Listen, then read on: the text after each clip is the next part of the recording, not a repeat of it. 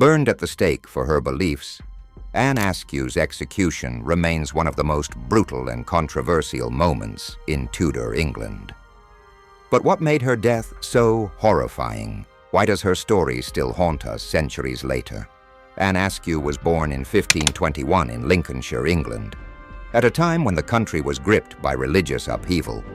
Her family, initially Catholic, did not understand her growing commitment to Protestantism, a movement that rejected the papacy and the traditional Catholic doctrines. For Anne, it wasn't just a set of beliefs. It was a personal transformation that would define her life. As a young woman, Anne married Thomas Kyme, a man from a wealthy family. But their marriage was not a happy one. Anne's religious convictions put a strain on their relationship, and she eventually left him. In an age where divorce was almost unheard of, especially for women, Anne's decision to leave her husband for her faith was a radical one. She began to immerse herself in Protestant literature, reading forbidden works and spreading Protestant ideas to others. Her actions would eventually place her in direct conflict with the authorities. This was the reign of Henry VIII, who in 1534 broke from the Catholic Church and established the Church of England. The subsequent years were marked by religious turbulence, as Henry's successors continued to flip between Catholicism and Protestantism, with severe consequences for those on either side of the debate. The laws that emerged during this period were draconian. The Act of 6 Articles, passed in 1539, made Protestant beliefs punishable by death. Catholics and Protestants alike were eager to root out any opposition to the state religion, creating a climate of fear and suspicion. Anne, as a Protestant reformer, was squarely in the crosshairs of these new laws. Still, she did not back down. She continued to preach and distribute Protestant literature, even as the dangers to her life grew. Anne's refusal to conform to the prevailing religious norms did not go unnoticed. In 1545, she was arrested by the authorities, accused of heresy and spreading Protestant propaganda. The charges were serious. Those found guilty of heresy could face death, but Anne was undeterred. Her first trial came under the supervision of Bishop Bonner of London, a man notorious for his brutal tactics in rooting out heresy. Anne's responses to his questions during the interrogation were sharp and bold.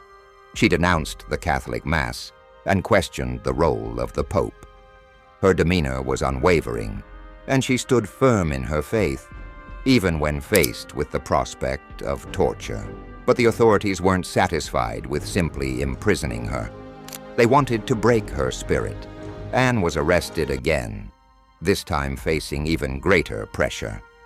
They attempted to force her to give up the names of her fellow reformers, but Anne refused to betray them. Her determination to keep their identities secret, despite the threat of death, demonstrated the unshakable resolve she had in her beliefs. After her arrest, Anne was sent to the notorious Tower of London, a place reserved for the most dangerous prisoners. Here she faced the most harrowing part of her ordeal: torture. The rack, an instrument designed to stretch the body beyond its limits, was used on Anne in an attempt to break her will.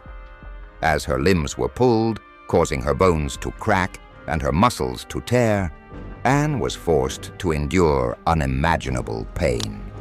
Yet, even in her torment, Anne remained resolute. She refused to name any other Protestants or denounce her faith.